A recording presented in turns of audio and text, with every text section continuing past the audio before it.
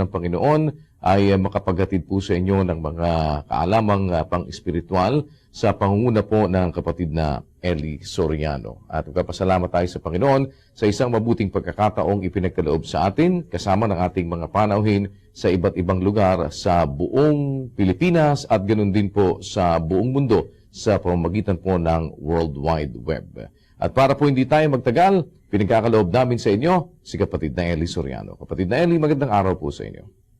Magandang gabi po, magandang araw, magandang hapon, kung saan man kayo naroong lugar, mga kababayan.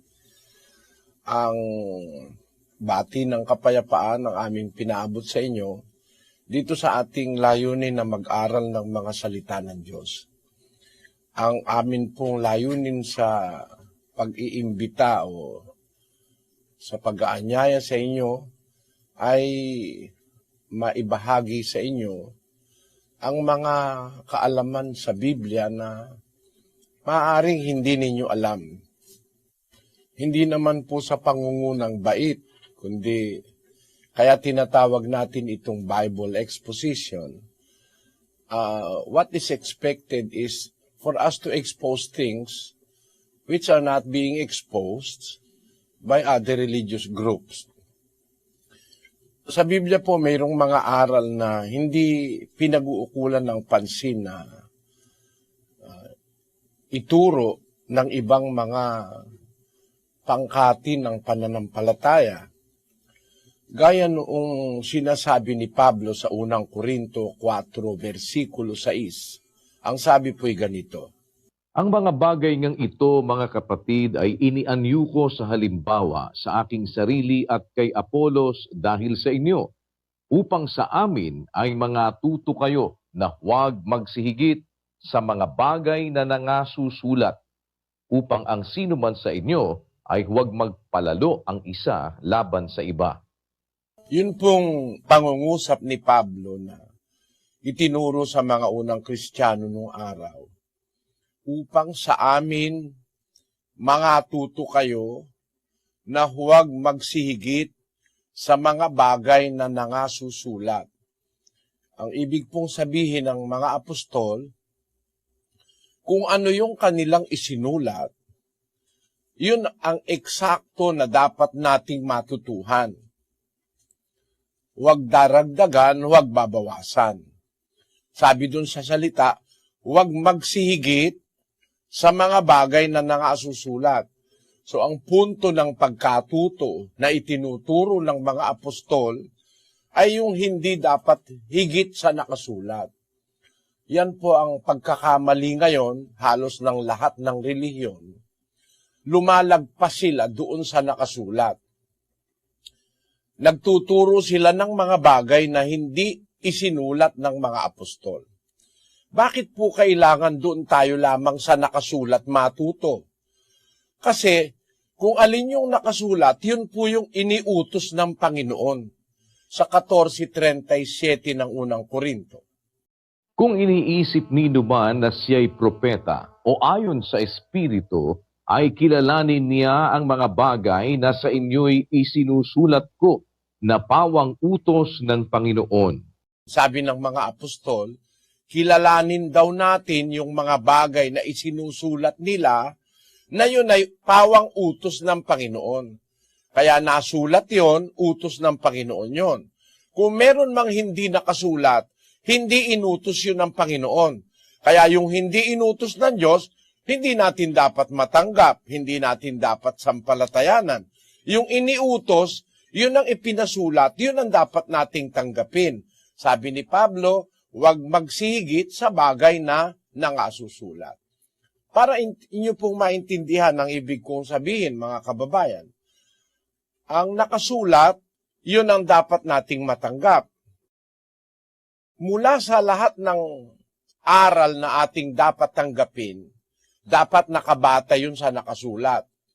Ngayon po, maraming aral ngayon hindi nakasulat. Gaya nung halimbawa, purgatorio. Wala po sa Biblia yon. Hindi po yun nakasulat. Kahit na letra, kahit na salita, kahit na ideya ng purgatorio, wala po yan sa Biblia. noong panahon ni Rizal, natuklasan niya ito. Ang sabi po ni Rizal doon sa No Limitangere, kilala naman niyo si Rizal, siya ang ating pambansang bayani. Ang sabi ni Rizal doon sa pahina 72 ng kanyang No Limitangere, ay ganito po ang nakasulat. Pakinggan niyo mga kapatid. Ito po ang nakasulat sa No Limitangere, page 72.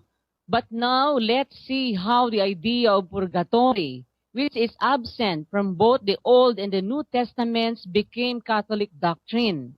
Neither Moses nor Jesus Christ make the slightest mention of purgatory. Ayan, maliwanag ang sabi ni Jose Rizal. Alam niyo, nung panahon ni Rizal, mga kababayan, kaya niya natiyak na kahit si Moises, kahit si Kristo, hindi bumanggit ng kapiraso man lang sa purgatorio. Walang binanggit kahit kapiraso, not a slightest mention of purgatory was mentioned by Moses or the Lord Jesus Christ. So walang binabanggit para matiyak ni Rizal yan. Ibig sabihin, binasa ni Rizal ang buong Biblia. Ngayon po, hindi ganoong kahirap para matiyak mong walang purgatorio Kasi ngayon may computer na po, ang Biblia nasa computer na. Pagka naghanap ka sa computer, yung purgatorio, wala po sa Biblia yon. Ang isa pang halimbawa niyan, yung rosaryo. Yung rosaryo na ginagamit sa pananalangin, nasa Biblia ba yon? Nakasulat ba yon? Isinulat ba yon ng mga apostol, ng mga propeta, ng mga ebanghelista? Yung salitang rosaryo, wala po sa Biblia yon.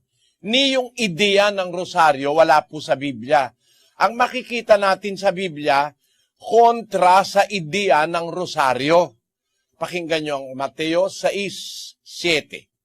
At sa pananalangin ninyo ay huwag ninyong gamitin ang walang kabuluhang paulit-ulit na gaya ng ginagawa ng mga hintil sapagkat iniisip nilang dahil sa kanilang maraming kasasalita ay didinggin sila. Huwag nga kayong magsigaya sa kanila sapagkat talastas ng inyong ama ang mga bagay na inyong kinakailangan bago ninyo hingin sa Kanya. Sa Biblia po pala, kung ano yung nakasulat, mga kababayan, bawal pala ng Panginoong Jesus na manalangin tayo ng paulit-ulit, ulit ng ulit sa isang pagkakataon. Sabi ng Biblia, sa pananalangin ninyo, sabi ng Panginoong Jesus, huwag ninyong gamitin ang walang kabuluhang paulit-ulit, gaya ng ginagawa ng mga pagano o ng mga hintil, sapagkat iniisip nilang dahil sa kanilang maraming kasasalita ay didinggin sila. Nakita nyo? De kontra pa pala sa Biblia yung ideya ng rosaryo, na kaya ginagamit para ulit-ulitin, bilangin yung mga buto ng rosaryo, bibilangin yon para matiyak na naulit-ulit mo ng tama yung panalangin. Labag pala sa Biblia yon, mga kababayan.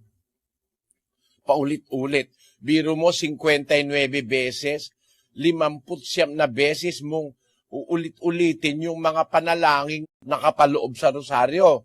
Bawal pala ni Kristo yon. Yan po ang ibig kong sabihin.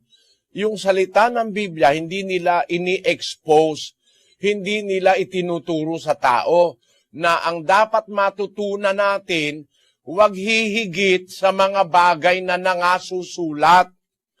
Kung ano lang yung utos ng Diyos, yun lang ang dapat nating gawin. Hindi natin dapat dagdagan o dapat bawasan. Sa 12:32 ng Deuteronomio, pakinggan niyo po. Kung anong bagay ang iniuutos ko sa iyo, ay siya mong isasagawa. Huwag mong dadagdagan ni babawasan. Hindi naman po kailangan ipaliwanag pa yan Napakaliwanag naman Kung ano lang yung utos ko, sabi ng Diyos, yun ang gagawin mo. Huwag mong dadagdagan, huwag mong babawasan. Kaya lahat ng utos ng Diyos nasa Biblia. At lahat po ng kalooban ng Diyos na dapat nating matutuhan nasa Biblia rin. Miski nga yung pangalan ng samahan Hindi naman kailangan umimbento ka pa ng mga pangalan Nasa Biblia na po yung pangalan ng iglesia, ng relihiyon na nakasulat sa Biblia. Hindi naman kagaya ng ginawa ng mga pastor ngayon nag-imbento sila ng higit sa nakasulat. Iba sa nakasulat. Halimbawa, iglesia quadrangular. Wala naman po noon sa Biblia. Walang iglesia quadrangular sa Biblia. Iglesia metodista, episkopal. Wala naman pong ganon. Wala namang metodista, episkopal. Wala nun. Sa Biblia, wala po nun eh. Wala namang iglesia sa Biblia na nakasulat na Iglesia Jerusalem Nueva. O kaya Iglesia, ano-ano pa. Ang nakasulat po sa Biblia, Iglesia ng Diyos. Yun ang nakasulat sa Biblia. Kung tayo susunod istrikto sa nakasulat, hindi mo tatanggapin yung Iglesia Wesleyana o kaya Iglesia Adventista del Septimo Dia. Wala naman po nakasulat na ganun sa Biblia. At sapat ang Biblia para magturo ng lahat ng kabutihan. Ikalawang Timoteo, Kapitulo 3, versikulo 16 hanggang 17. Ang lahat ng mga kasulatan na kinasihan ng Diyos ay mapapakinabangan din naman sa pagtuturo, sa pagsansala, sa pagsaway, sa ikatututo na nasa katwiran, upang ang tao ng Diyos ay maging sakdal, tinuruang lubos sa lahat ng mga gawang mabuti. Ayon, sabi po ni San Pablo, ang lahat ng kasulatang kinasihan ng Diyos, mapapakinabangan. Yon ang sabi niya, mapapakinabangan. Yung palang kasulatan ang dapat mong gamitin. Yung salitang mapapakinabangan, yun ang dapat mong kuhanin, yun ang dapat mong gamitin. Lahat ng kasulatang kinasihan ng Diyos, mapapakinabangan sa pagtuturo, sa pagsansala, sa pagsaway, sa ikatututo na nasa katwiran, upang ang tao ng Diyos maging sakdal, tinuruang lubos sa lahat ng gawang mabuti. So, ang lahat ng gawang mabuti, mababasa sa kasulatan. Yun po. At yun ang aming gustong matalakay sa mga Bible exposition. We are just like exposing things which are not being exposed, which are not being read, hindi itinuturo ng iba't ibang mga relihiyon. Kailangan yung nakasulat ang maituro. At kami po'y nag-aanyaya sa inyo, mga kababayan, na samahan ninyo kami. Yung inyong mga saloobin, yung mga duda ninyo, baka kayo mayroong tanong na ang saguti akala nyo'y wala, pero nasa Biblia po.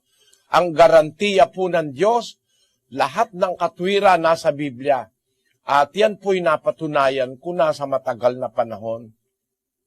Sa akin sarili, lahat ng aking tanong, nasagot ng mga talata ng salita ng Diyos sa Biblia. Kaya inaanyayahan ko kayo kung meron kayong anumang mga ideya, mga duda, mga tanong, o mga kahit ang palagay nyo imposibleng masagot, subukan po natin. Nasa Biblia po yan. Ang aking tiwala, ang Diyos ay hindi magkukulang ng bagay na ikabubuti po natin.